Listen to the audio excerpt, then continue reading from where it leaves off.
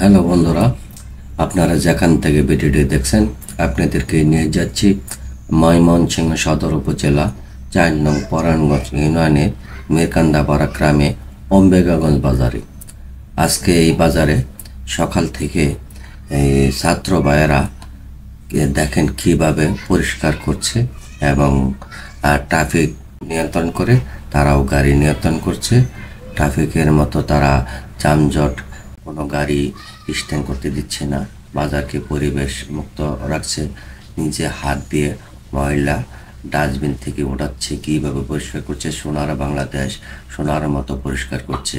ছাত্র ভাইরা যেইভাবে দেশ পরিচালনার সৌন্দর্য পরিবেশ তৈরি করছে, আমি আশা করি, আমি সকলের কাছে দোয়া করি যে এই দেশ এইভাবেই সবসময় সুন্দর পরিবেশ থাকার জন্য।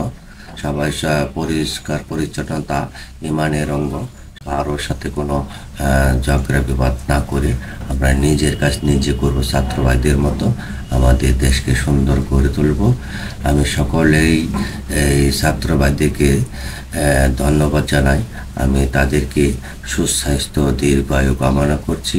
আমি তাদের প্রতি চিরকৃত। তারা যেভাবে দেশকে এগিয়ে নিয়ে যাচ্ছে, যেইভাবে দেশকে দূষণমুক্ত করছে, তারা এইভাবে বাংলাদেশকে সবসময় দেখাশোনার দায়িত্ব পালন করবে। আন্তরিক অভিনন্দন ও আন্তরিক শুভেচ্ছা। সবাইকে সুস্বাস্থ্য দীর্ঘায়ু কামনা করে আমি আপনাদের কাছ থেকে বিদায় নিচ্ছি। আল্লাহ হাফেজ।